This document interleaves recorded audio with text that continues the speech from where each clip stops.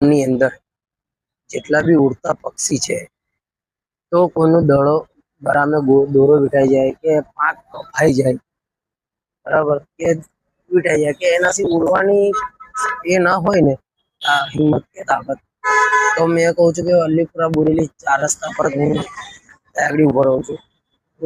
કોના સિંહ હોય તો એને મને કોન્ટેક કરીને મને આપો, તો હું એનું જે રીતના સારવાર થતી હશે હું તો રાખીશ.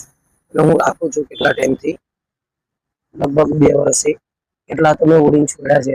અને ઉત્તરાયણ જયારે ઉત્તરાયણ પતી જાય લાગે વાતાવરણ ખુલ્લું છે, એ દિવસે હું છોડી દઈશ. અને તમને છોડતો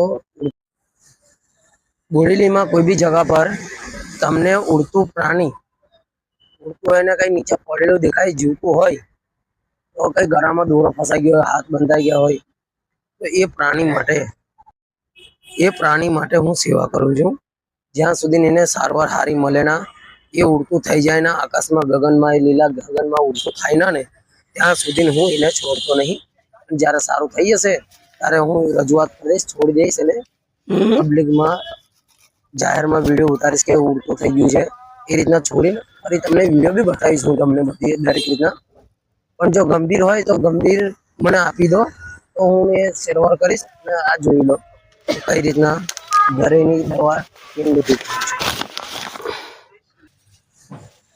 બોરેલીમાં કોઈ બી જગા પર તમને ઉડતું પ્રાણી ઉડતું હોય ને કઈ નીચે પડેલું દેખાય જીવતું હોય, તો કઈ ગળામાં દોરો ફસાઈ ગયો હોય, હાથ બંધાઈ ગયા હોય, તો એ